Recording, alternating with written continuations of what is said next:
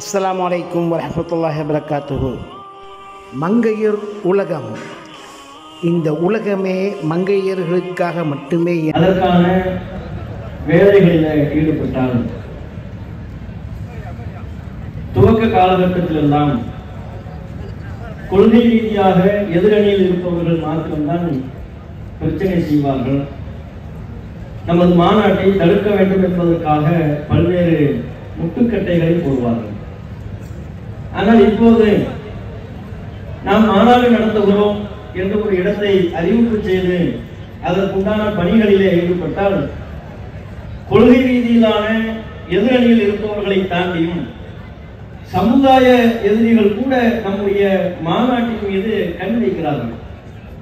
கண் வைக்கிறார்கள் என்றால் கண் திருஷ்டி என்று நீங்கள் விளங்கிக் கொள்ளக்கூடாது. இந்த மாநாட்டை எப்படியாவது தடுத்து நிறுத்திவிட வேண்டும், இந்த மாநாட்டில் திரளுகிற லட்சக்கணக்கான முஸ்லிம்களை திரள விடாமல் ஆக்கிவிட வேண்டும் என்கிற பல்வேறு வேலைகளில் ஈடுபட்டார்கள். அல்லாஹ்வின் அருளால் அத்தனை தடைகளையும் தாண்டி இறைவனின் பேருதவியோடு லட்சக்கணக்கான முஸ்லிம்கள் திரண்டிருக்கக்கூடிய நிலையில இந்த மாநாடு சிறப்பான முறையில் நடைபெற்றுக் கொண்டிருக்கிறது. அல்லாஹ்விற்கு எல்லா புகழும். இந்த மாநாட்டில் எனக்கு வழங்கப்பட்டிருக்கிற தலைப்பு சமூக பாதுகாப்பிற்கு தீர்வு என்ன. இந்திய பிரிவினை ஏற்பட்ட பொழுது நம்முடைய முன்னோர்கள் முஸ்லிம்களுக்கென்று தனி நாடு ஏற்பட்ட போதிலே அங்கே செல்லாமல் இங்கே ஏன் இருந்தார்கள், இங்கே ஏன் தங்கிவிட்டார்கள் என்பதை என்றைக்காவது நீங்கள் யோசித்து பார்த்திருக்கிறீர்களா? பிரிவினை ஏற்படுகிறது. அந்த காலகட்டத்தில் பாகிஸ்தான் என்று மத அடிப்படையில் முஸ்லிம்களுக்கென்று தனி நாடு அமைக்கப்பட்டு விட்டதற்கு பிறகு அங்கிருந்து அழைப்பு வருகிறது, இந்தியாவில் உள்ள முஸ்லிம்கள் யாரும் நீங்கள் இங்கே வரலாம், உங்களுக்கு குடியுரிமை வழங்கப்படும் என்று சொன்னார்கள். நீங்கள் அனைவரும் இந்த நாட்டின் பூர்வக்குடி மக்கள் என்றார்கள். முஸ்லிம்கள் எல்லோரும் பாகிஸ்தானுக்கு வந்துவிடுங்கள் என்று தெளிவாக அழைப்பு விடுக்கப்பட்ட போதிலும் கூட நம்முடைய முன்னோர்கள் அந்த அழைப்பை புறக்கணித்து விட்டு இங்கேயே ஏன் தங்கிவிட்டார்கள்? ஏன் மத அடிப்படையில் சுதந்திரமாக வாழ்வதற்குண்டான ஒரு நாடு அமையப்பட்ட பிறகு இந்த வாய்ப்பு இந்த நாட்டில் பலருக்கு ஏற்படுவது கிடையாது. அப்படிப்பட்ட ஒரு வாய்ப்பு ஏற்பட்ட போதிலேயும் அதை நிராகரித்து நம்முடைய முன்னோர்கள் இந்த நாட்டில் இருந்ததற்கு பல்வேறு காரணங்கள் இருக்கிறது. நம்ம பிறந்து வளர்ந்து நம்முடைய சொந்த பந்தங்கள் நம்மோடு நெருக்கமாக இருந்து பழகக்கூடியவர்கள் இவர்களெல்லாம் விட்டுவிட்டு நாம் எப்படி இன்னொரு பகுதிக்கு செல்வது என்கிற தயக்கம் அவர்களுக்கு இருந்தது. அது பல காரணத்துல ஒரு காரணம். ஆனால் முதன்மையான காரணம் என்ன தெரியுமா? அவ்வாறு பிரிவினை ஏற்பட்டு முஸ்லிம்களுக்கு அழைப்பு விடுக்கப்பட்ட போது அவர்கள் இந்த நாட்டையே முஸ்லிம்கள், இந்திய முஸ்லிம்கள் இந்த பகுதியில் தாங்கள் எந்த பகுதியில் பிறந்து வாழ்ந்தார்களோ அந்த பகுதியிலேயே தேர்வு செய்வதற்குண்டான முதன்மையான காரணம் அந்த நேரத்தில் தேச தலைவர்களால் முஸ்லிம்களுக்கு ஒரு வாக்குரிமை, ஒரு மிகச்சிறந்த அடிப்படையிலான ஒரு வாக்குறுதி அளிக்கப்பட்டது. முஸ்லிம்கள் யாரும் இங்கே இந்த பகுதியை விட்டு சென்று விடாதீர்கள், கவலை கொள்ளாதீர்கள், பதட்டப்படாதீர்கள், நீங்கள் இங்கேயே இருந்து விடுங்கள், உங்களுக்கு சம உரிமை வழங்கப்படும், மத உரிமை வழங்கப்படும், உங்கள் மதத்தில் என்னென்ன உரிமைகள் எல்லாம் உங்களுக்கு சொல்லப்பட்டிருக்கிறதோ அத்தனையும் இந்த நாட்டில் உங்களுக்கு கிடைக்கும் என்று அன்றைய தேச தலைவர்களால் முஸ்லிம்களுக்கு ஆக சிறந்த வாக்குறுதி அளிக்கப்பட்டது. கொஞ்சம் யோசிச்சு பாருங்க, நம்முடைய முன்னோர்கள் காந்தி போன்ற, நேரு போன்ற மிகச்சிறந்த தேச தலைவர்களால் இப்படிப்பட்ட ஒரு வாக்குறுதி அளிக்கப்பட்ட போது அதை தாண்டி எப்படி இன்னொரு பகுதிக்கு செல்வார்கள்? இல்ல, காந்தி இருக்கிறார், நமக்கான உரிமையை அவர் மீட்டெடுப்பார். நேரு இருக்கிறார், நமக்கான உரிமையை மீட்டெடுப்பார். பல தேச தலைவர்கள் நமக்கு வாக்களிக்கிறார்கள், வாக்குறுதி அளிக்கிறார்கள், இங்கே இருங்கள், உங்களுக்கு சம உரிமை உண்டு என்கிறார்கள், மத உரிமை உண்டு என்கிறார்கள். இதுக்கு மேல நமக்கு வேற என்ன வேணும் என்று நினைத்தார்கள். ஆனால் அன்றைக்கு அவர்கள் அளித்த வாக்குறுதி காற்றில் கரைந்து போய்விட்டது. அந்த தேச தலைவர்களின் மறைவோடு முஸ்லிம்களுக்கு அளிக்கப்பட்ட வாக்குறுதி காற்றில் காணாமல் போய்விட்டது. முஸ்லிம்களுக்கு பல்வேறு கொடுமைகள், பல்வேறு விதமான உரிமை பறிப்புகள் தொடர்ச்சியாக நடைபெற்றுக் கொண்டிருக்கிறது. சொல்லப்போன 2014 மத்தியில பாஜக ஆட்சி கட்டிலில் அமர்ந்ததற்கு பிறகு படிப்படியாக முஸ்லிம்களின் உரிமை திட்டமிட்டு குறிவைக்கப்படுகிறது. முஸ்லிம்கள் தான் பொது சமூகத்திற்கு ஆபத்தானவர்கள் என்று கட்டமைக்கிறார்கள். பொய்களை சொல்லி அவதூறுகளை சொல்லி பொதுவான இந்து சமூக மக்களுக்கு இவர்கள் ஆபத்தானவர்கள். எதையெல்லாம் ஆபத்தானது என்று இவர்கள் சித்தரிக்கிறார்கள் தெரியுமா? நம்ம பள்ளிவாசல்ல தொழுகை காண்பி அல்லாஹ் அக்பர் என்று சொல்லக்கூடிய பாங்கை கூட பயங்கரவாதத்தின் அழைப்பு என்கிறார்கள். ஒன்றுமறியாத இந்து மக்கள் மத்தியிலே அவர்கள் சொல்கிறார்கள், இவன் எதற்காக அழைக்கிறான் தெரியுமா? முகம் கைகால்களை கைவிட்டு மசூதிக்குள்ளே செல்கிறார்கள். ஏன்? உங்களை எவ்வாறு கொள்ள வேண்டும் என்று அங்கே சதித்திட்டம் தீட்டுகிறார்கள் என்று பொய்யாக அவதூறாக முஸ்லிம்கள் சொல்லக்கூடிய பாங்கை கூட சர்ச்சை செய்கிறார்கள். பாஜக ஆளக்கூடிய பல மாநிலங்களில் பாங்கு சொல்வதற்கு பல்வேறு கட்டுப்பாடுகள். பள்ளிவாசல் பாங்கு சொல்வதற்குள்ளாக அவர்கள் பெரும்பாலும் பட வேண்டியதாக இருக்கிறது. அது மாத்திரமல்ல, இந்திய அரசாங்கமே மாட்டிறைச்சி ஏற்றுமதி செய்யும். ஆனால் ஒரு முஸ்லிம் வியாபாரி தான் கடையில மாட்டிறைச்சியை விற்கக்கூடாது, மாட்டிறைச்சியை திங்கக்கூடாது, மாட்டை வாகனத்தில் ஏற்றி கொண்டு செல்லக்கூடாது. அதையும் தாண்டி முஸ்லிம்களோ தலித்துகளோ இதர சிறுபான்மை சமூகத்தை சார்ந்தவர்களோ மாட்டிறைச்சி வியாபாரம் என்றால் அவனுக்கு அடி உத வெட்டு குத்து. மாட்டிறைச்சி பேரால் இந்த நாட்டில் கொல்லப்பட்ட முஸ்லிம்கள் தலித்துகள் நூற்றுக்கணக்கானவர்கள். பல பட்டியல்கள் இருக்கிறது. எப்படிப்பட்ட உரிமை பறிப்பில் அவர்கள் ஈடுபட்டுக் கொண்டிருக்கிறார்கள். இதையெல்லாம் அநியாயம் தவறு என்று குரல் எழுப்பினால் அவர்களை குறித்து வைத்துக் கொள்கிறார்கள். அவருடைய வீடுகளை அவர்களின் முகவரிகளை குறித்து வைத்துக் கொள்கிறார்கள். சந்தர்ப்பம் கிடைக்கின்ற பொழுது புல்டோசரை கொண்டு அவருடைய வீட்டுக்கு முன்பாக நிறுத்தி நீ ஆக்கிரமிப்பில் வீடு கட்டியிருக்கிறாய் என்று பொய் சொல்லி வீட்டை இடித்து தலைமட்டமாக்கி விடுகிறார்கள். ராத்திரியில் வீடு இருக்கு, காலையில் கண்விழித்து பார்த்தால் வீடு இல்லை. இந்த நிலை இந்த நாட்டில் முஸ்லிம்களை தவிர்த்து வேறு எவருக்கும் ஏற்படுவதில்லை. அப்படி என்றால் முஸ்லிம்கள் மீது அவருடைய வாழ்வுரிமை மீது அவருடைய வழிபாட்டு உரிமை மீது எப்படிப்பட்ட சர்வாதிகாரத்தை இந்த பாசிச பாஜக அரசு கொடுக்கின்றது? திட்டமிட்டு ஒவ்வொரு உரிமையும் இவர்கள் பறித்துக் கொண்டிருக்கிறார்கள். 2 முறை ஆட்சிக்கு வந்ததிலேயே முஸ்லிம்கள் நம்மை இந்த நிலைக்கு ஆளாக்கி விட்டார்கள். அடுத்து வருகிற பாராளுமன்ற தேர்தலிலே மீண்டும் இவர்கள் அசுரபலத்தோடு ஆட்சிக்கு வந்தால் கற்பனை செய்து பாருங்கள், இந்த நாட்டில் சிறுபான்மை சமூக மக்களின் நிலை என்னவாக இருக்கும்? சர்வாதிகாரம் இந்தியாவில் தலைவிரித்தாலும் ஜனநாயகம் குடிதோண்டி புதைக்கப்படும். மோடியும் அமித்ஷாவும் எதை எழுதுகிறார்களோ அதுதான் நீதிமன்றத்தில் உத்தரவாக வாசிக்கப்படும், தீர்ப்பாக வாசிக்கப்படும். அவர்கள் எழுதி கொடுப்பதைத்தான் ஊடகங்களும் மீடியாக்களிலே செய்திகளாக வெளியிட முடியும். அந்த அளவிற்கு சர்வாதிகாரத்தை நோக்கி அவர்கள் சென்று கொண்டிருக்கிறார்கள். அவங்க அடுத்த ஆட்சிக்கு வந்தால் என்ன செய்வோம் என்பதை இப்போது நிகழ்ச்சியை காட்டிக் கொண்டிருக்கிறார்கள். இந்த 6-7 வருட அவருடைய ஆட்சி காலம் என்பது அதற்கான ஒரு முன்னோட்டம் தான். இன்னும் நீங்கள் யோசித்து பார்த்தீர்களானால் இவர்கள் எவ்வளவு சர்வாதிகாரத்தை கட்டமைத்து விடுவார்கள் என்பதற்கு ஒரு சிறிய எடுத்துக்காட்டு தான் பிபிசி செய்தி நிறுவனம் வெளியிட்டிருக்கிற ஆவணப்படத்திற்கு அவர்கள் விதித்திருக்கிற தடை. அது எப்பேற்பட்ட ஒரு செய்தி நிறுவனம், என்ன மாதிரியான தரவுகளோடு ஆதாரங்களோடு ஒரு ஆவணப்படத்தை தயார் செய்தார்கள், வெளியிட்டார்கள். அது கூட அவர்கள் எப்போது வெளியிட்டார்கள், எந்த காரணத்தை முன்னிட்டு வெளியிட்டார்கள்? குஜராத்தில் 2002 நடைபெற்ற முஸ்லிம் சமூகம் கருவறுக்கப்பட வேண்டும் என்கிற நோக்கத்தில் நடைபெற்ற இன அழிப்பு. அதற்கு அப்போது முதல்வராக இருந்த மோடி அவர்கள் தான் காரணம் என்பதை ஒட்டுமொத்த தேசமும் ஏன் அகில உலகமும் அறிந்து கொண்ட நிலையில அது தொடர்பான ஆதாரங்களை எல்லாம் திரட்டி ஒரு ஆவணப்படத்தை தயார் செய்திருக்கிறார்கள். அதை வெளியிட்டார்கள். எந்த நேரத்தில் என்பதை நீங்கள் கவனிக்க வேண்டும். குஜராத்தில் நடைபெற்ற இன அழிப்பு தொடர்பான குற்றவாளிகள் அனைவரும் விடுதலை செய்யப்படுகிறார்கள். பாகிஸ்தானை கற்பழித்தவர்கள் விடுதலை செய்யப்படுகிறார்கள். அவர்களின் குடும்பத்தாரை கொலை செய்தவர்கள் குற்றமற்றவர்கள், அவர்கள் ஒன்றுமே தெரியாத அப்பாவிகள் என்று விடுதலை செய்யப்படுகிறார்கள். அவர்களை இன்னும் ஒரு சிலர் தண்டனை காலத்தை பூர்த்தி செய்துவிட்டார்கள் என்று விடுதலை செய்யப்படுகிறார்கள். பச்சிலம் குழந்தையை சுவத்தில் தூக்கி வீசி கொண்டு குவித்த பாவிகள் விடுதலை செய்யப்பட்டார்கள். பாகிஸ்தான் நீதிமன்றத்தின் வாசலுக்கு சென்றார்கள்.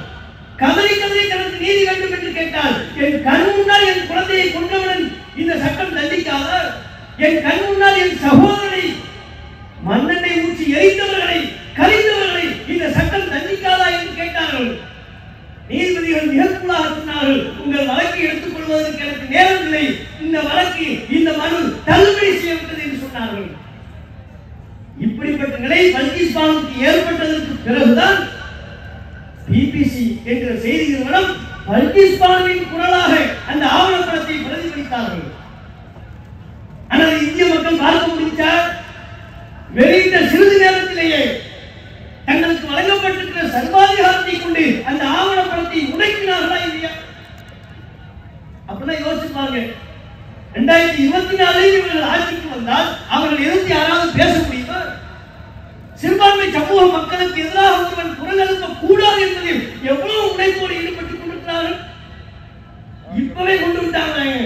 மக்களால் தேர்வு செய்யப்பட்ட பிரதிநிதிகள் மக்களவையில் போய் மக்கள் பிரச்சனையை சுதந்திரமாக பேச முடியவில்லை.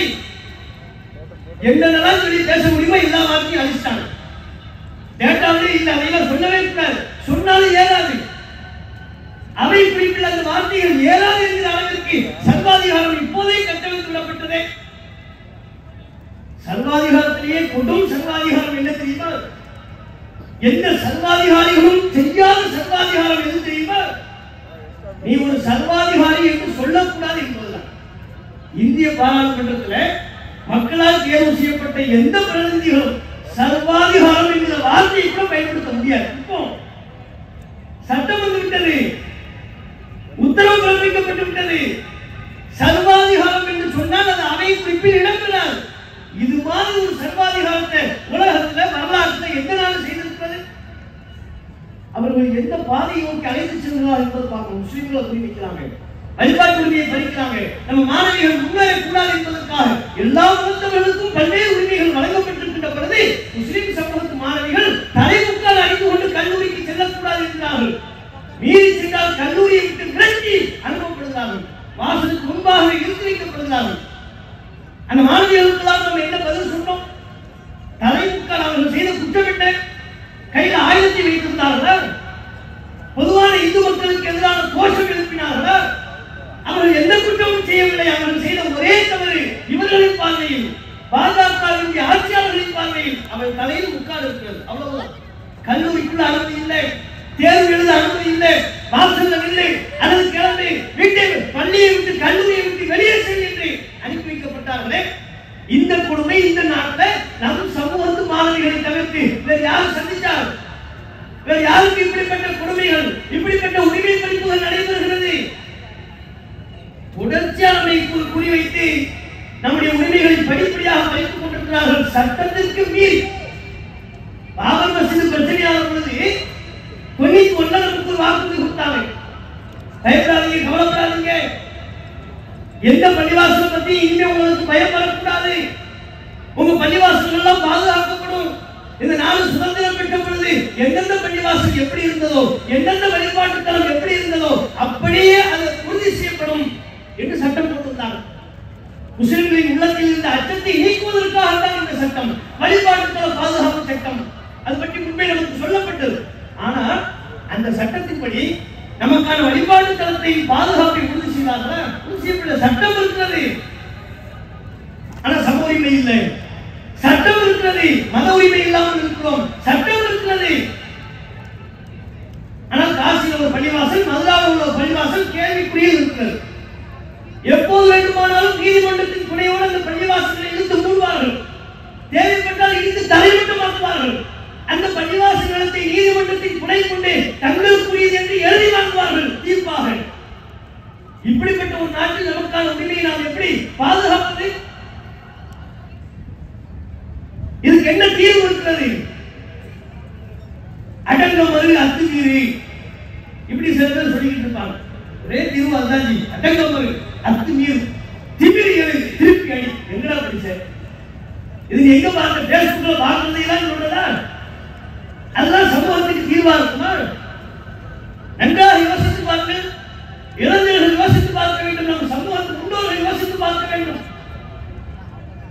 எவ்வளவுதான் பாதிக்கப்பட்டாலும், எவ்வளவுதான் அழிவு விளிம்பில் தள்ளப்பட்டாலும் வன்முறை பாதையை ஒரு சமூகம் தனக்குரிய தீர்வாக எடுத்துக் கொள்ளுமையானால் அந்த சமூகம் முன்னேறியதாக, அந்த சமூகம் வாழ்க்கையில் மேம்பட்டதாக வரலாறே கிடையாது. திருப்பி அடி என்று சொல்ல ஒரு சமூகம் முன்னேறிய நீங்க கையில சீப்பு வச்சிருந்தாலே பயங்கர ஆயுதத்துடன் இவர் பிடிபட்டார். வெளிநாட்டிலிருந்து வருவீங்க, பின்பாக்கிலிருந்து சீப்பு தான் எடுத்திருப்பீங்க. உடனே கீழ் சத்தம் கேட்கும். என்னங்க குடிச்சுவாங்க, எண்ணெயை வரும் குடிச்சு வெளியில உங்களுக்கு கையை வழங்கி பயங்கர ஆயுதத்தோடு பிடிபட்டாலும் செய்வது பயங்கரவாதி. நீண்ட நாள் இந்தியாவால் தேடப்பட்டு கொண்டிருந்த குற்றவாளி. அவன் சொல்லுவான், நான் எங்கடா இந்தியாவில் தேடப்பட்டு இருந்தேன், நான் துபாயில ஒரு கேம்ப்ல வேலை பார்த்துட்டு இருந்தேன். ஒட்டாளத்தை மேய்க்க விட்டாங்க, பாத்ரூம் கிளீன் பண்ண விட்டாங்க, படிக்கல, கல்வியில இல்ல, வேலை வாய்ப்புல இல்ல, இந்தியாவில் இடஒதுக்கீடு இல்ல. இவ்வளவு கஷ்டப்பட்டு கொண்டிருந்த ஒரு முஸ்லிமை இந்த நாட்டில் அவ்வளவு எளிதாக சனிப்பரிவார கும்பல்களும் குறிப்பிட்ட சில மீடியாக்களும் மிக இலகுவாக பயங்கரவாதி என்று சித்தரிக்கக்கூடிய ஒரு நிலையில வன்முறை பாதை நம் சமூகத்துக்கு தீர்வளிக்குமா? அதுதான் இந்த சமூகத்தின் முன்னேற்றத்துக்கு தீர்வு என்று அறிவுரை யாரும் சொல்ல மாட்டார்கள். தமிழக வரலாற்றை படித்தவர்களும் அதை வழிமுறையாக சொல்ல மாட்டார்கள். என்ன காரணம்? கோவையில் நடைபெற்ற ஒரு சம்பவம், கோவையில் நடைபெற்ற ஒரே ஒரு சம்பவம் தமிழக அளவுல, இந்திய அளவுல முஸ்லிம்களின் வாழ்க்கையிலே புரட்டி போட்டதா இல்லையா? எத்தனை வருடங்களுக்கு நம்மை பின்னோக்கி தள்ளிவிட்டது? ஒவ்வொரு இஸ்லாமிய இளைஞரும் சந்தேகத்துக்குள்ளாக்கப்படுகிறான் என்றால், தாடி வைத்திருக்கிற ஒவ்வொரு இஸ்லாமிய இளைஞரும் வேலை அவனுக்கு மறுக்கப்படுகிறது என்றால், வீட்டில் வாடகைக்கு குடியிருப்பதற்கு அனுமதி மறுக்கப்படுகிறது என்றால், அவன் மீது ஒரு சந்தேக பார்வை பார்க்கப்படுகிறது, வீசப்படுகிறது என்றால், அதற்கெல்லாம் அப்படிப்பட்ட நிகழ்வுகள் காரணமாக அமைந்து விடுகிறது. அது ஒரு காலத்தில் நமக்கு தீர்வில்லை. நம்ம சமூகத்தை குடிதோண்டி புதைக்கக்கூடிய அம்சமாகத்தான் அமையும். அப்ப என்ன செய்யறது? சொல்லப்படும் மார்க்கம் நமக்கு அதை சொல்லலையே. இஸ்லாமிய மார்க்கம் என்பது இஸ்லாம் என்பதை பிறர்தான் நாடுவது. பாதையில் இருக்கிற அடுத்தவங்களுக்கு இடைவெளிக்கக்கூடிய ஒரு முல்லை எடுத்து போடி என்று சொல்லக்கூடிய ஒரு மார்க்கம் கையில் ஆயுதத்தை தூக்குன்னு சொல்லுவார், அடுத்தவனை சுட்டு வீழ்த்தி என்று சொல்லுவார், கண்ணில் எதிர்ப்படுகிற நபர்கள் எல்லாம் வெட்டி வீழ்த்தி என்று சொல்லுவார். ஒருபோதும் இஸ்லாமும் அதை சொல்லவில்லை. அப்ப இந்த நாட்டில் நமக்கான உரிமையை மீட்டெடுப்பதற்கு, நமக்கான ஒரு பாதுகாப்பு வளையத்தை ஏற்படுத்திக் கொள்வதற்கு என்ன வழிமுறை இருக்கிறது? ஜனநாயக அடிப்படையில் அநீதிக்கு எதிராக வலுவான குரல் எழுப்புவது இஸ்லாமிய மார்க்கம் இது போன்ற தருணத்தில் நமக்கு சொல்லக்கூடிய முதல் வழிமுறை. ஆமா, இஸ்லாம் நமக்கு அதை சொல்லித் தருகிறது. நீ அடக்கப்படுகிறாயா, ஒடுக்கப்படுகிறாயா, ஆட்சியாளர்களால் கொடுமைக்குள்ளாக்கப்படுகிறாயா, உன்னுடைய உரிமை பறிக்கப்படுகிறதா? அப்படி செய்ய வேண்டியது எது தெரியுமா? அந்த அடக்குமுறை ஆட்சியாளருக்கு எதிராக வலுவான முறையில் குரல் எழுப்பி ஜனநாயக அடிப்படையில் குரல் எழுப்புவதை இஸ்லாமிய மார்க்கம் நமக்கு சொல்லித் தருகிறது. நபிகள் நாயகம் ஸல்லல்லாஹு அலைஹி வஸல்லம் அவர்கள் சொன்னார்கள், அஃதலுல் ஜிஹாத் கலிமத்துல் அத்லி இன்த சுல்தானின் ஜாரி. அறப்போரில் மிகச் சிறந்தது எது தெரியுமா? அடக்குமுறை ஆட்சியாளருக்கு முன்பாக சத்தியத்தை, உண்மையை எடுத்துச் சொல்வது என்று நபிகள் நாயகம் அவர்கள் குறிப்பிட்டார்கள். நபிகள் நாயகம் அவர்கள் இது போன்று நாம் அடக்குமுறைக்கு உள்ளாக்கப்படுகின்ற பொழுது நமக்கு முன்வைக்கிற தீர்வு என்ன? குரல் நெருக்கப்படுகிறதா? அதை தாண்டி ஜனநாயக அடிப்படையில் வலுவான முறையில் ஆட்சியாளர் எதிர்த்து கேள்வி கேளு, அடக்குமுறை ஆட்சியாளருக்கு எதிராக பிரச்சாரம் செய், அடக்குமுறை ஆட்சியாளருக்கு எதிராக அவன் செய்யக்கூடிய அநியாயங்களை பட்டியலிடு, மக்களை ஒன்று சேர், நமக்கு இழைக்கப்பட்டிருக்கிற அநியாயத்தை, உனக்கு ஏற்பட்டிருக்கிற பாதிப்பை அவர்களுக்கு விளக்கி சொல். இது இஸ்லாம் நமக்கு சொல்லக்கூடிய அடிப்படையான வழிமுறை. இதை நாம அடிப்படையாக நம்ம செய்யலாம். இந்த மாநாடு என்பது அந்த நபிகள் நாயகம் கற்றுத்தந்த வழிமுறையின் ஒரு பகுதிதான். அதைத்தான் நாம் செய்து கொண்டிருக்கிறோம். ஜனநாயக அடிப்படையிலான போராட்டங்கள், ஆர்ப்பாட்டங்கள், ஜனநாயக வழிமுறையில் ஏற்றுக்கொள்ளப்பட்டிருக்கிற போராட்ட வடிவங்கள், இது போன்ற மாநாடுகள் அனைத்தும் நபிகள் நாயகம் நமக்கு கற்றுத்தந்த வழிமுறையை பிரதிபலிக்கக்கூடிய விதமாக சமூக மக்களுக்கு விழிப்புணர்வு உண்டாகும். உனக்கு ஒரு பாதிப்பு ஏற்பட்டால் அந்த பாதிப்பை நீ வாய்ப்பத்திக்கிட்டு இருக்கக்கூடாது, குரல் எழுப்பு என்றும். நம்ம நாட்டில் குரல் எழுப்புவதை கூட தடுக்கிறாங்க, விடக்கூடாது. அதை தாண்டி நம்ம குரல் கொடுக்கணும். ஜனநாயக சக்திகளை ஒன்றிணைக்கணும். அவர்களுக்கு நமக்கு ஏற்பட்டிருக்கிற பாதிப்புகளை எடுத்துச் சொல்லி அவர்களையும் நமக்கு ஆதரவாக குரல் எழுப்ப முன்வைக்கணும். எந்த அளவுக்கு சொன்னால், நம்ம கண்காட்சி வச்சிருக்கோம். அதுல பாபர் மஸ்ஜித் இடிக்கப்பட்ட நிகழ்வை விளக்கக்கூடிய விதமா ஒரு கண்காட்சி நீங்க பார்த்திருப்பீங்க. பல்வேறு கண்காட்சிகள் இப்ப நம்ம சொல்லப்போற விஷயங்கள் எல்லாமே அந்த கண்காட்சிகளின் வாயிலாக விளக்கப்பட்டிருக்கிறது. நம் சகோதரர்கள் கிளை மாவட்ட நிர்வாகிகள் கடும் முயற்சியோடு கடுமையான உழைப்பு செலுத்தி அதை செஞ்சாங்க. அதுல இந்த பாபரி மஸ்ஜித் இடிப்பு சம்பந்தமா ஒரு கண்காட்சி வச்சிருந்தோம்ல, அது கூட சில பேருக்கு கண்ணை ஊத்துது. அதிகார வர்க்கங்கள் அதை கூட பார்க்கிறார்கள். இது எப்படி நீங்க வைக்கலாம், இதை எடுங்க, இதை வைக்கக்கூடாது என்றார்கள். இது மதவெறியை ஊட்டுகிறது என்றார்கள். பள்ளிவாசலை இடிச்சது மதவெறி இல்லையா? இடிச்சவனுக்கே பள்ளிவாசல் நிலத்தை கொடுத்தது மதவெறி இல்லை. இப்படித்தானே எங்க பள்ளிவாசல் இடிக்கப்பட்டுச்சு, உரிமை இழந்து நிற்கிறோம், குரல் கொடுக்க வேண்டிய நீங்களும் சேர்ந்து எங்கள் உரிமைக்காக குரல் கொடுங்கள் என்று சொன்னால் இது மதவெறியை தூண்டுகிறது என்று சொல்கிறார்கள். அப்படி என்றால் இவர்களின் பார்வை எந்த அளவுக்கு இருக்கிறது என்பதை பாருங்கள். இதெல்லாம் இளைஞர்களுக்கு சொல்லணும்ல. உனக்கு ஒரு பாதிப்பு ஏற்பட்டால் ஜனநாயகத்தில் நீ குரல் கொடு. சில பேர் இருப்பான் உண்மை, இந்த ஆர்ப்பாட்டத்தினால என்ன பலன்? ஆர்ப்பாட்டம் பண்ணிக்கிட்டு இருப்பாங்கல்ல, வெயில நின்றுட்டு இருப்பாங்க, குழுல நின்றுட்டு இருப்பாங்க. இப்ப கூட நம்ம நினைப்போம் பனிப்பொழிவா இருக்குது. உண்மைதான், பனிப்பொழிவு தான். தலைநகர் டெல்லியில நம்மை விட வயதில் மூத்தவர்கள் விவசாயிகள் ஒரு நாள் 2 நாள் இல்ல, 1 மாசம் 2 மாசம் இல்ல, 1 வருட காலத்திற்கும் நெருக்கமா தலைநகர் டெல்லியில கடும் பனிப்பொழிவில் அமர்ந்திருந்தார்கள். இதை விட பெருமாட்டாங்க. ஏன்? தன்னுடைய உரிமைக்காக. அப்படிப்பட்ட வழிமுறை இந்த நாட்டில் நமக்கு கை கொடுக்கும். ஆர்ப்பாட்ட போராட்டம் தான் வழிக்கு வராதுன்னு சொல்றாங்க. அவர்கிட்ட போய் சரி நீ என்னப்பா வச்சிருக்கிற, டீ குடிக்க போறேன், அவர்மா பேசுவோம். சமுதாயத்துக்காக ஒரு துருப்ப கூட எடுத்து போராதவர்கள் தான் ஆர்ப்பாட்டத்தில் ஈடுபடுகிற மக்களை குறை சொல்வார்கள், போராட்டத்தில் ஈடுபடுகிற மக்களை குறை சொல்வார்கள், மாநாடு நடத்துபவர்களை குறை சொல்வார்கள். இவ்வளவு லைட்டு போட்டு மாநாடு நடத்தணுமா? அப்போ வீட்டுல லைட்டு ஆகி இருட்டே 10 பேர் இருந்தா 10 பேருக்கு தக்க வெளிச்சம் வேணும், 1,00,000 பேர் இருந்தா 1,00,000 பேருக்கு தக்க வெளிச்சம் வேணும். அடிப்படை தானே இது. ஆனா இதே நபர்கள் சமூக வலைத்தளத்துல அவங்களுக்கு இருக்கக்கூடிய அறிவு பார்க்கணுமே. கத்தார்ல பிபாங்கிற பேர்ல கால்பந்தாட்ட உலக கால்பந்தாட்ட போட்டி நடத்தினாங்கல்ல, பல ஆண்டுகளாக பல்லாயிரக்கணக்கான கோடிகளை செலவு செய்து கால்பந்தாட்ட போட்டி நடத்தினாங்க. அதுல ஒரு சின்ன பையன் அந்த நிகழ்ச்சியில் ஒரு பகுதி, ஒரு சிறுவன் யா யுஹன்னாஸ் இன்னா கலக்னாகும் மின் தக்கரி வ உன்சா, மனிதர்களே உங்களை ஒரு ஆண் ஒரு பெண்ணிலிருந்து தான் படைத்தோம் ஒரு வசனத்தை ஓதிட்டான். சூப்பர் தாவாங்க. தாவாவை இப்படி இருக்கணும். எது? பல ஆண்டுகள் பல்லாயிரக்கணக்கான கோடிகள் செலவு பண்ணி அவன் ஃபுட்பால் விளையாடுறான். அதுல இந்த வசனம் சொல்லப்பட்ட போது தாவா என்கிறார்களா இல்லையா? ஆனா நாம கூடுகிற மக்களுக்கு தேவை, எந்த வீண்வரையும் இல்லாமல் செலவு செய்வதையே இதெல்லாம் தேவையா, ஆர்ப்பாட்டம் தேவையா, போராட்டம் தேவையா, மாநாடு தேவையா என்று கேட்டால் இவர்கள் சமுதாயத்திற்கு என்ன நன்மை செய்தார்கள்? இது நமக்கு இருக்கிற மார்க்கம் நமக்கு சொல்லித் தருகிற நபிகள் நாயகம் சொல்லித் தருகிற முதல் வழிமுறை. இந்த வழிமுறை என்னைக்கும் நம்ம விடக்கூடாது, தொடர்ந்து நம்ம போராடணும்.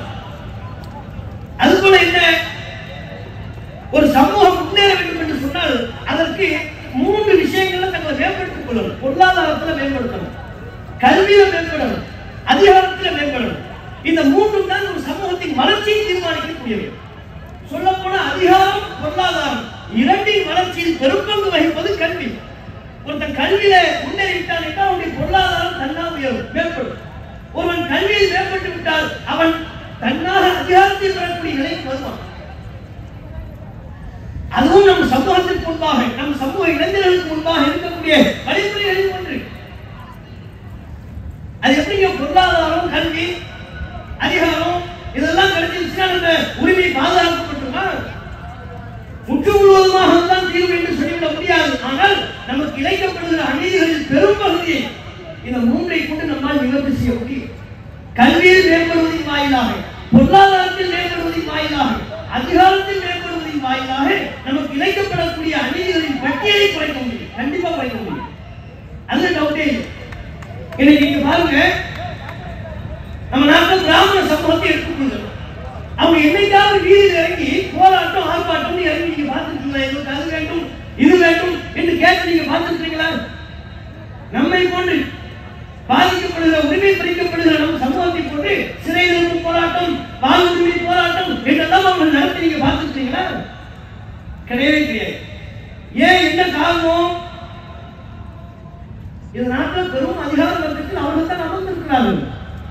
உச்சநீதிமன்ற நீதிபதிகளின் பட்டியலை எடுத்துக்கொண்டால் 26 பேர்ல 23 பேர் அவர்கள் தான். உயர் நீதிமன்ற நீதிபதிகளின் பட்டியலை எடுத்துக்கொண்டால் 330ல 306 அவர்கள் தான். ஐஏஎஸ் அதிகாரிகளை எடுத்துக்கொண்டால் 3600 பேர்ல 2750 அவர்கள் தான். மற்றவங்களுக்கு அவங்களுடைய வழக்கில் தீர்ப்பு சொல்லக்கூடிய இடத்தில் இருக்கக்கூடிய அவர்கள் அவங்க ஏன் தான் உரிமைக்காண்டி போராடணும்? ஏன் வீதியில் வந்து இறங்கணும்? ஏன் ஆர்ப்பாட்டம் பண்ணணும்? ஏன் போராட்டம் பண்ணணும்? அவங்களுக்கு என்ன தேவை இருக்கிறது? எல்லாவற்றிலையும் வளர்ந்தவர்களாக இருக்கிறாங்க. காரணம் இந்த மூன்றையும் பெருக்கிக் கொண்டார். சமீபத்தில் கூட நீங்க பார்த்திருக்கலாம், மத்திய பாஜக அரசின் மூலமாக உயர் வகுப்பை சார்ந்த பொருளாதார ரீதியாக பிற்பட்ட மக்களுக்கு, பிற்பட்ட பிரிவினருக்கு 10% இடஒதுக்கீடு கொடுத்தாங்க. மத்திய அரசு கொடுத்துச்சு. இந்தியா முழுக்க மத்திய அரசின் சார்பாக எங்கெல்லாம் வேலைக்கு ஆள் இருக்கிறார்களோ, எங்கெல்லாம் பணியில் அமர்த்தப்படுகிறார்களோ, அங்கெல்லாம் உயர் வகுப்பை சார்ந்த பொருளாதார ரீதியாக நலிவடைந்தோர் என்று சொல்லிக் கொள்கிறார்கள். அந்த நலிவடைந்தோருக்கு 10% இடஒதுக்கீடு கொடுத்தாங்க. அவங்க இடஒதுக்கீடு கேட்டு ஒரு அறிக்கை கொடுத்தாலும் நீங்க பார்த்துருக்கீங்களா? முன்பு சொன்ன அந்த சமூகம் இது அந்த சமூகத்துக்கு எதிராக கருத்து சொல்ல வேண்டும் என்ற நோக்கம் இல்லை. அவர்கள் எப்படி மேம்பட்டவர்களாக இருக்கிறார்கள் என்பது பாருங்க. உடனே எழுப்பல, இது மாதிரி மாநாடு என்று கூறவில்லை. ஆனால் மத்திய அரசு அவர்களுக்கு 10% இடஒதுக்கீடு கொடுத்தது, தூக்கி கொடுத்தது. அதுக்காக அவங்க வேலை செய்யல, அதுக்காக வீதியில் வந்து நிக்கல. இந்தாங்க புரிய 10% இடஒதுக்கீடு கொடுத்தார்கள். காரணம் அவங்க இந்த மூன்றையும் பெருக்கிக் கொண்டது. அதே நம்ம தமிழ்நாட்டில் நாடார் சமூக மக்கள் எடுத்துக்கொள்ளுங்க. ஒரு காலத்தில் சாணார்கள் என்று சொல்லப்பட்டாங்க, ஒடுக்கப்பட்டாங்க. நாம இன்னைக்கு என்னென்ன கொடுமைகள் எல்லாம் எதிர்கொள்கிறோமோ அது பாதி அளவுக்கு அவங்க கொடுமைகளை எதிர்கொண்டார்கள். நம்ம சமூகத்து மாணவிகள் தலைமுக்கால் அணிந்தால் கல்லூரிக்கு வரக்கூடாது என்று தடுக்கப்படுகிறார்கள். அவங்க சமூகத்தில் உள்ள பெண்கள் அந்த காலத்தில் மாறாப்பு போடக்கூடாது என்று தடுக்கப்பட்டார்கள். மீறி போட்டா வரி வரி கொடுக்காட்டி அவருடைய நெஞ்சு பகுதியை கிழித்து எறிவது, அறுத்து வீசுவது. பனை மரம் தான் நம்மளுக்கான வாழ்வாதாரம். அதிலிருந்து வெள்ளத்தை எடுத்துதான் நம்மள் வாழ்க்கையை நடத்தினார்கள். நாம இன்னைக்கு எந்த நிலையில இருக்கிறோமோ இதை விட மோசமான நிலையில ஒரு காலத்துல தமிழ்நாட்டில் நாடார் மக்கள் இருந்தாங்க. ஆனா இன்னைக்கு அவங்களுடைய நிலையை யோசிச்சு பாருங்க. நீங்க எல்லாம் மேல் நோக்கி பார்க்கக்கூடிய, நாம் அனைவரும் மேல் நோக்கி பார்க்கக்கூடிய நிலையில் இருக்கிறார்கள் என்றால் அதற்கு காரணம் கல்வியை பெருக்கிக் கொண்டார்கள், அதன் மூலம் பொருளாதாரத்தை வளர்த்துக் கொண்டார்கள், அதன் மூலம் அதிகாரத்தை பெற்றார்கள், தங்களுக்கு கிடைக்கப்படுகிற அநீதிகளின் பட்டியலை குறைத்துக் கொண்டார்கள்.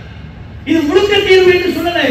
நமக்கு இழைக்கப்படுகிற அநீதிகளின் பட்டியலை பெருமளவு குறைப்பதற்கு இந்த விழிப்புணர்வு நம் சமூக இளைஞர்களுக்கு தேவை.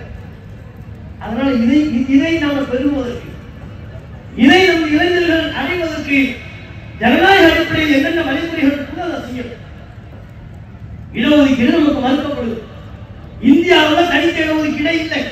தமிழக அளவில் எடுத்துக்கொண்டால் 3.5% இடஒதுக்கீடு தான் திமுக அரசு கொடுத்தது.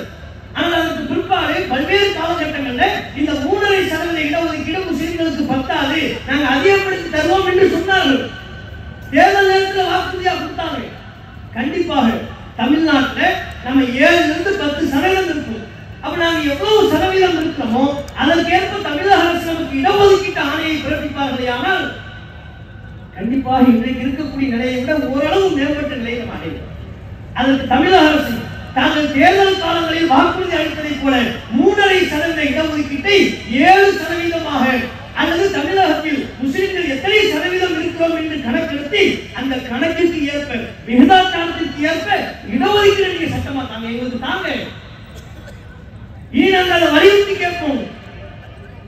தமிழக முஸ்லிம்கள் இளைஞர்கள் இடஒதுக்கீட்டை அதிகப்படுத்துவதற்கு ஜனநாயக அடிப்படையிலான வழிமுறையை கையில் எடுப்பார்கள்.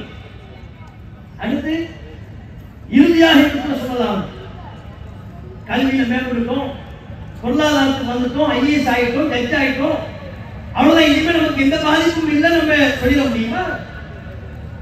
கல்வியை மட்டும் வைத்துக் கொண்டு நம்ம முன்னேறிவிட முடியாது. நமக்கான பாதுகாப்பை பெற்றுக் கொள்ள முடியாது. எந்த காரணத்தை கொண்டும் மார்க்க அம்சங்களை, மார்க்க விஷயத்தை நாம் புறந்தள்ளிவிடக் கூடாது. மறுமையை விட இந்த உலகத்திற்கு நாம் முன்னுரிமை அளித்துவிடக் கூடாது. முஸ்லிம்கள் மிக தெளிவாக புரிந்து கொள்ள வேண்டும்.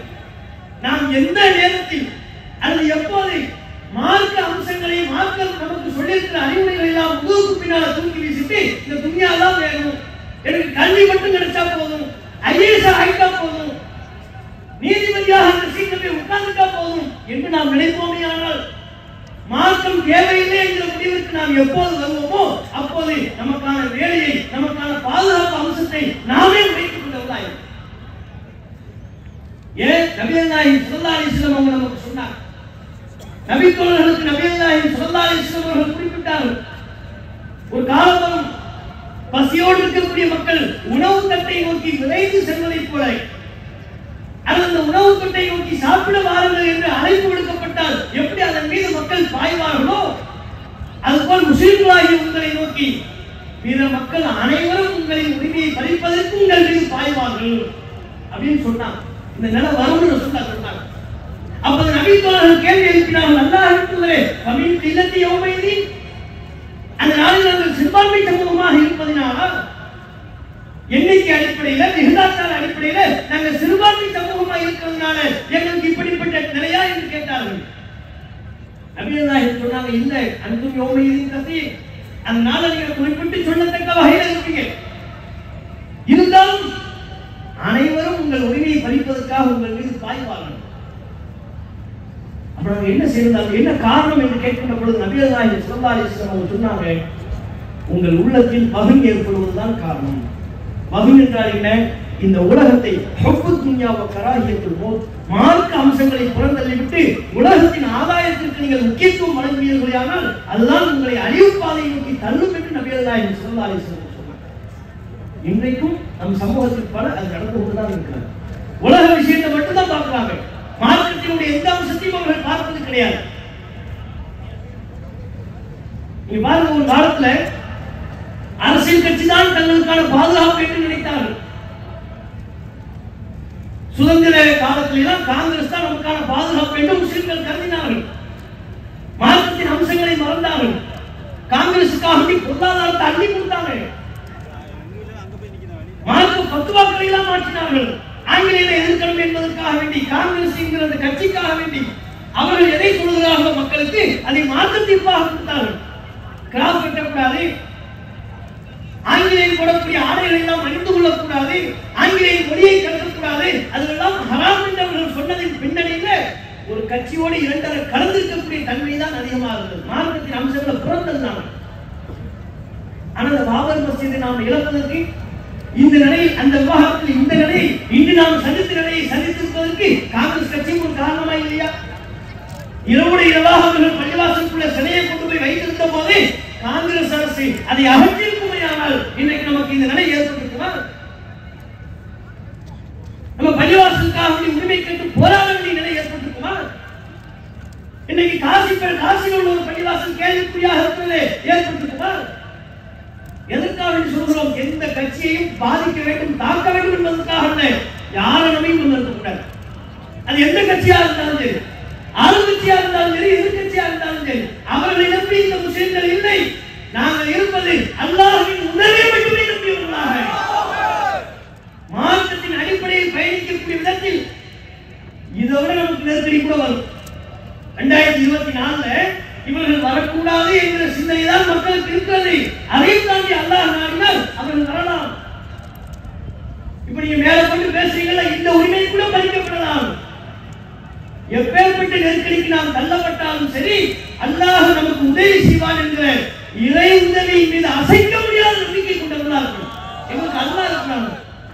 எந்த கட்சியும் எங்களுக்கு தேவையில்லை. அவர்களை நம்பி நாங்கள் இல்லை, அல்லாஹ்வை நம்பி, இந்த மார்க்கத்தை நம்பி நாங்கள் இருக்கிறோம் என்கிற உறுதிப்பாடு நமக்கு வேணும். உறுதியான நம்பிக்கை இருந்துச்சு, எந்த கொம்பனாலையும் நம்ம அழிக்க முடியாது, முஸ்லிம்களை அழித்து விட முடியாது. யோசிச்சு பாருங்க, நபிகள் நாயகம் ஸல்லல்லாஹு அலைஹி வஸல்லம் அவர்கள் மக்காவிலிருந்து விரட்டியடிக்கப்பட்டாங்க. அகதியா உயிரை பாதுகாக்கக்கூடிய நோக்கத்தில் நபிகள் நாயகம் மக்காவிலிருந்து சென்றார்கள்.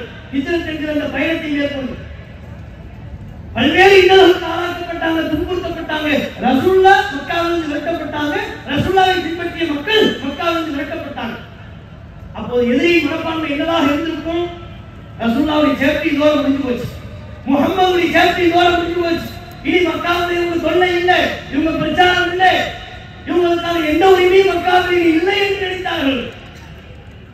ஆனால் வரலாறு அல்லவா, அதே மக்காவிற்கு கம்பீரமாக நபிகள் நாயகம் ஸல்லல்லாஹு அலைஹி வஸல்லம் அவர்கள் வந்தார்களா இல்லையா? அதே மக்காவிற்கு நபிகள் நாயகத்தை பின்பற்றி ஆயிரக்கணக்கான முஸ்லிம்கள் வெற்றி வாகை சூடி கத்தியின்றி ரத்தமின்றி யுத்தமின்றி மக்காவை வெற்றி கொண்டார்களா இல்லையா? மக்காவை மட்டுமல்லாத அதை சுற்றியுள்ள பகுதியை ஆட்சி அதிகாரம் செலுத்தக்கூடிய ஆட்சியாளராக அல்லாஹ் ரப்பல் ஆலமீன் நபிகள் நாயகத்தை ஆக்கினான். முஸ்லிம்களுக்கு அந்த அதிகாரத்தை வழங்கினான். அல்லாஹ் பாதுகாத்தான். அதுபோலத்தான் அல்லாஹ் ரப்பல் ஆலமீன் திருக்குர்ஆனிலே நமக்கு வாக்களிக்கிறான். இன்னா லனன்சுரு ருசுலனா வல்லதீன ஆமனு ஃபில் ஹயாத்தித் துன்யா. நாம் நம்முடைய தூதர்களுக்கு இந்த உலகத்திலே உதவி செய்வோம். வயோம யகூமுல் அஷ்ஹாப், சாட்சிகள் நிறைவேறுகிற மறுமை நாளில் உதவி செய்வோம் என்று சொல்றான். அல்லாஹ்வின் உதவி அடக்குமுறைக்கு உள்ளாக்கப்படுகிற தூதர்களுக்கு மட்டுமல்ல, முஸ்லிம்களுக்கும் உண்டு. கதாலிக்க ஹக்கன் அலைனா நஸ்ருல் முஃமினீன். இவ்வாறு முஸ்லிம்களுக்கு உதவி செய்வது நம்முடைய கடமை என்று அல்லாஹ் சொல்லிவிட்டான். நம்முடைய உதவிக்கு, நம்முடைய பாதுகாப்புக்கு அல்லாஹ் பொறுப்பெடுத்துக் கொண்டதற்கு பிறகு நாம் சொல்ல வேண்டிய வார்த்தை ஹஸ்புனல்லாஹ், அல்லாஹ் போதுமானவன். எவ்வளவுதான் அடக்குமுறை வந்தாலும் அதை எதிர்த்து ஜனநாயக அடிப்படையில் போராடுவோம். எவ்வளவுதான் அநியாயங்கள் நம்ம மீது இணைக்கப்பட்டாலும் மார்க்கத்தில் கொள்கையில் பிடிப்புள்ளவர்களாக இருந்து அல்லாஹ்வின் உதவியின் மீது அசைக்க முடியாத நம்பிக்கை கொண்டவர்களாக இருப்போம். அல்லாஹ் நிச்சயம் இந்த சமூகத்திற்கு உதவி செய்வார் என்பதை இந்த நேரத்திலே தெரிவித்துக் கொண்டு என்னுடைய உரையை நிறைவு செய்து கொள்கிறேன். வாசுதாவான அல்ஹம்துலில்லாஹி ரப்பில் ஆலமீன். அஸ்ஸலாமு அலைக்கும் வரஹ்மத்துல்லாஹி வபரகாத்துஹு.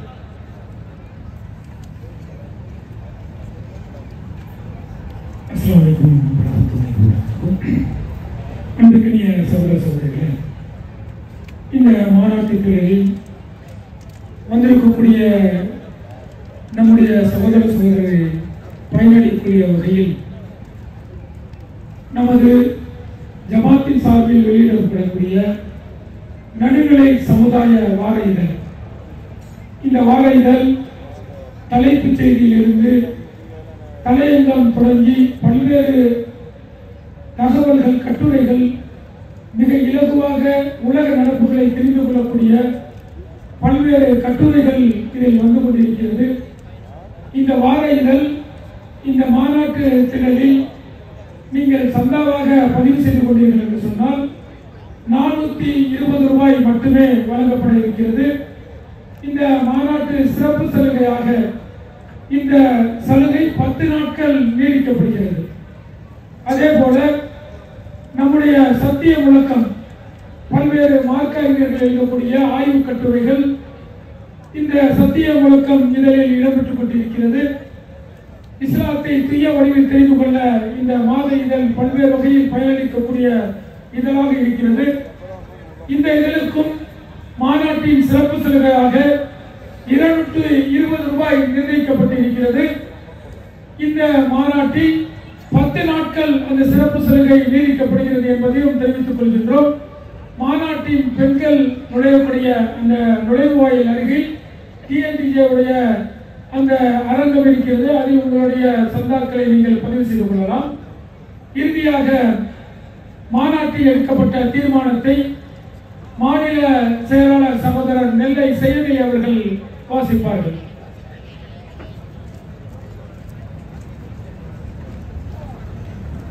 அஸ்ஸலாமு அலைக்கும்.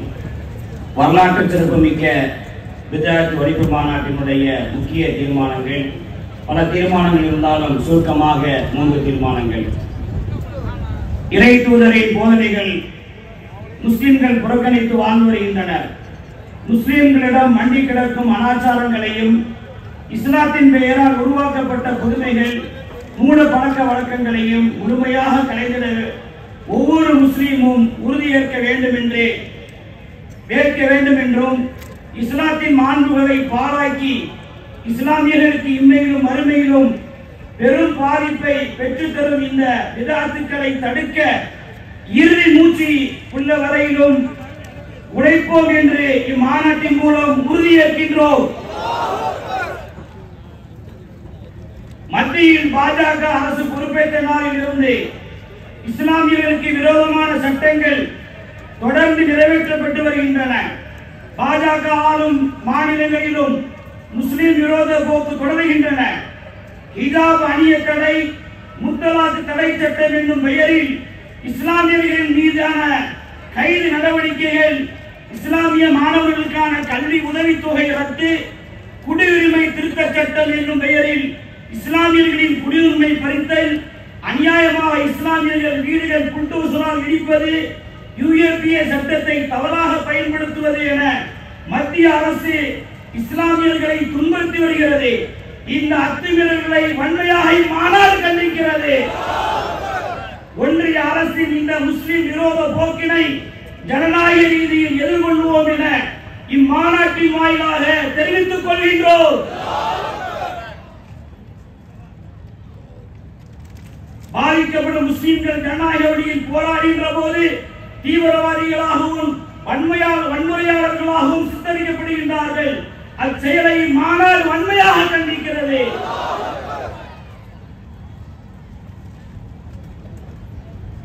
தமிழகத்தில் சிறைகள் ஆண்டுதோறும் அண்ணா பிறந்த நாள் அன்று விடுதலை செய்யப்படுகின்றனர். ஆனால் நீண்ட நெடுங்காலமாக சிறையில் வாழும் இஸ்லாமிய சிறைவாசிகள் விடுதலை செய்யப்படுவதில்லை. எனவே மற்ற கைதிகளைப் போலவே இஸ்லாமிய சிறைவாசிகளையும் விடுவிக்க வேண்டும் என்று மதத்தின் பெயரால் அவர்கள் மீது காட்டப்படும் இந்த வேற்றுமையை இந்திய அரசியலமைப்பு சட்டத்திற்கு எதிரானது என்றும் ஆதிநாதன் ஆணையத்தின் அறிக்கை மீதான நடவடிக்கையை மாநில அரசு விரைந்து நடவடிக்கை எடுக்க வேண்டும் என்று இம்மாநாட்டின் வாயிலாக தீர்மானம் நிறைவேற்றுகின்றோம். அல்லாஹ் அக்பர்.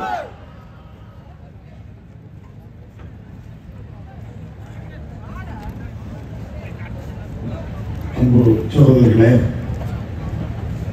ஒரு ரெண்டு முக்கிய அறிவிப்பு. ஒன்று, பல்வேறு பகுதிகளில் இருந்து இந்த மாநாட்டிற்கு நீங்கள் வருகை தந்திருக்கிறீர்கள். ஆண்கள், பெண்கள், முதியவர்கள், சிறார்கள் என்று. இதில் மாநில நிர்வாகம் தங்களால் இயன்ற அளவிற்கு வசதிகளை செய்து கொடுத்திருக்கிறோம். இருந்தாலும் சின்ன சின்ன குறைகள் இருந்திருக்கலாம். இதை இறைவனுக்காக பொறுத்துக் கொள்ளும்படி கேட்டுக்கொள்கிறோம். அடுத்து இன்னொரு முக்கியமான அறிவிப்பு. நீங்கள் செல்லுகின்ற பொழுது உங்களுடைய பயணத்தை கவனமாக மேற்கொள்ளுங்கள். உங்களுடைய வாகனத்தினுடைய டிரைவர் நன்கு உறங்கி இருக்கிறாரா அல்லது மது போன்ற பழக்கம் உடையவரா, இது எல்லாவற்றையும் தெரிந்து கொண்டு அவருக்கு தக்க அறிவுரைகள் வழங்கி நிதானமாக செல்லுங்கள். ஒரு வாகனத்தை போட்டி ஓட்டு ஊந்துவதோ விரைவாக செல்வதோ அது மிகப்பெரிய சேதத்தை நமக்கு ஏற்படுத்தும். அதே போன்று டிராபிக் ரூல்ஸ் என்று சொல்லப்படுகின்ற போக்குவரத்து விதிமுறைகளை முறையாக கடைபிடிங்க. கண்டிப்பாக இவைகளெல்லாம் கடைபிடிப்பது நமக்கு பாதுகாப்பு என்பதையும் உங்களுக்கு சொல்லித் தருகிறோம். இறைவன் நமக்கு அருள் செய்ய போதுமானது. அதற்கு கட்டுப்பட்டு செல்லுங்கள். காவல்துறை அதிகாரிகள் நம்ம நன்மைக்கு தான் சொல்லுவாங்க. அதனால அவங்களுக்கு கட்டுப்பட்டு செல்லும்படியும் உங்களை அன்போடு. 12 வயது சிறுவன் ஒரு சில மணி நேரங்களாக காணவில்லை. அந்த பையன் இருந்தால் நீங்க மேடை அருகே கொண்டு வந்து அவருடைய பெற்றோர்கள் இருக்கிறார்கள், அவர்களிடத்தில் ஒப்படைத்து விடுவோம்.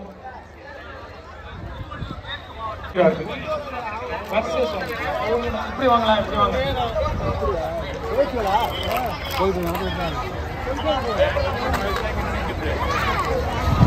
அதே போல அந்த வாலண்டியர்ஸ்க்கு ஒரு முக்கிய அறிவிப்பு. அந்த நம்ம மாநாட்டின் திடலில் வசம் செய்வதற்கு உங்களிடத்தில் உண்டியல் கொடுத்திருப்பார்கள். அதில் பெண்கள் பகுதியிலும் ஆண்கள் பகுதியிலும் இருக்கக்கூடியவர்கள் அதை மேடை அருகே ஒப்படைத்து விட்டு செல்லுமாறு அன்போடு கேட்டுக் கொள்ளப்படுகிறார்கள்.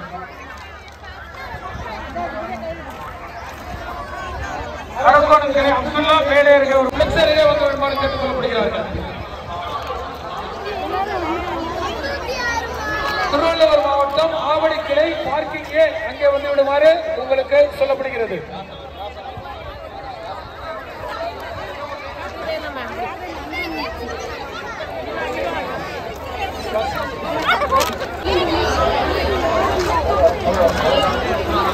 திருவாரூர் மாவட்டம் சர்ஜன் நம்பர் 107 அருகே வருமாறு கேட்டுக் கொள்ளப்படுகிறார்கள்.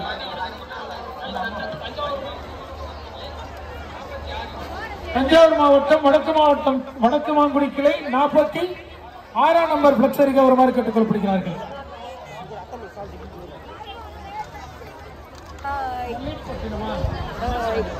மல்லிப்பட்டினம் கிளையை சேர்ந்த அப்துல் பாத்திமா, யோமியா,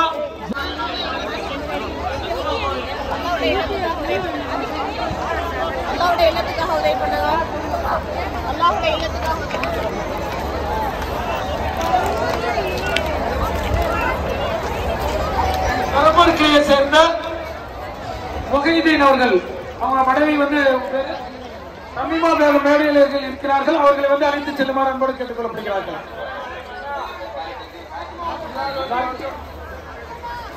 திருவாரூர் மாவட்டம் முத்துப்பேட்டை பகத் மேடை அருகே வருமாறு அன்போடு கேட்டுக் கொள்ளப்படுகிறார்.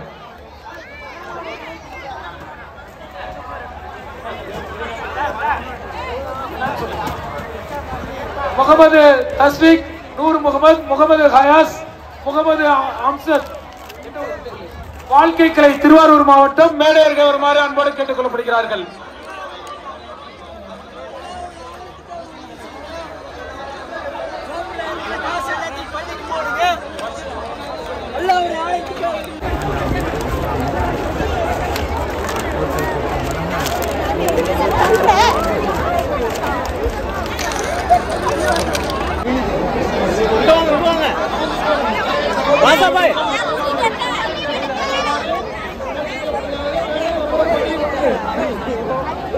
சேனலை லைக் பண்ணுங்க, கமெண்ட் பண்ணுங்க, ஷேர் பண்ணுங்க, சப்ஸ்கிரைப் பண்ணுங்க, கூட இருக்கிற பெல் பட்டனை அழுத்திடுங்க.